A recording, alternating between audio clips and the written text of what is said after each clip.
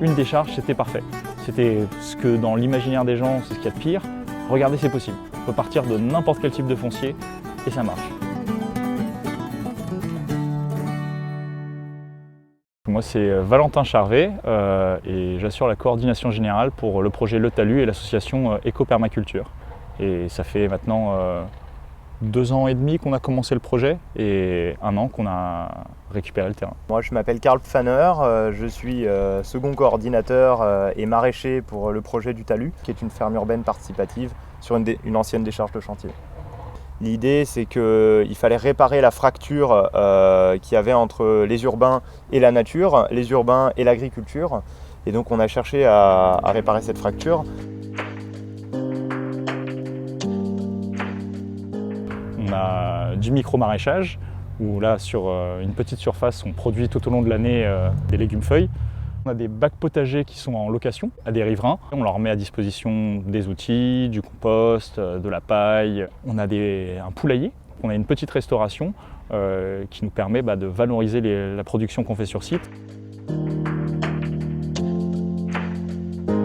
L'idée, c'est d'arriver à s'appuyer sur l'observation de la nature, sur le biomimétisme, pour s'inspirer des méthodes de fonctionnement de la nature pour pousser. Et on essaie d'utiliser les poules, les insectes, les oiseaux, etc. pour faire un biocontrôle de tous les ravageurs qui peuvent intervenir sur site.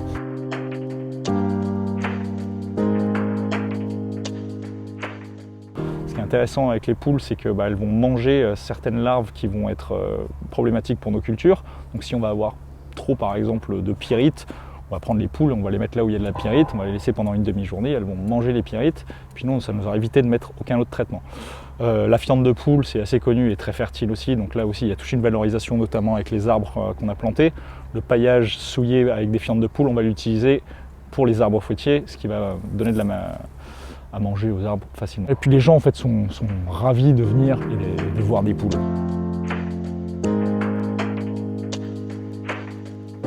L'économie circulaire, nous, ça nous permet de pouvoir être en partenariat avec différentes personnes, que ce soit le brasseur de bière qui nous fournit de la bière, on va récupérer la drèche, qui est le résidu de brassage. Avec ça, on va pouvoir nourrir les poules comme on va nourrir le sol. On va récupérer des croûtes de fromage auprès des fromagers qui, au lieu de les jeter, nous, on nourrit les poules avec. Les écaillés qui nous refilent des coquilles d'huîtres qu'on broie et qu'on donne aussi aux poules. Ça nous permet aussi d'être en lien avec différentes personnes et de valoriser ces déchets-là, qui souvent partent tout simplement à la déchetterie.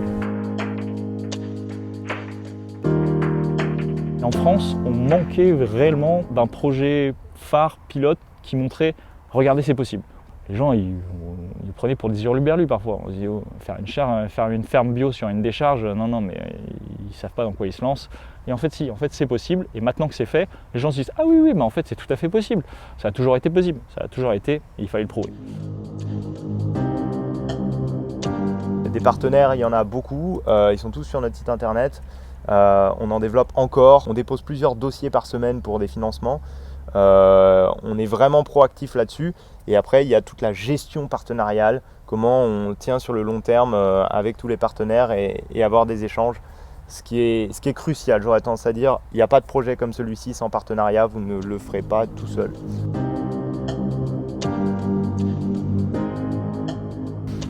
Il y a beaucoup plus de chances que le facteur humain fasse foirer un projet que le facteur végétal.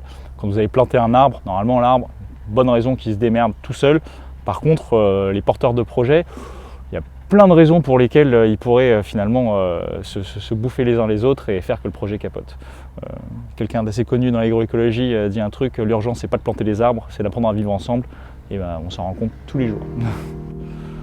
Il faut croire en son projet et il ne faut pas avoir peur de rêver et de l'impossible.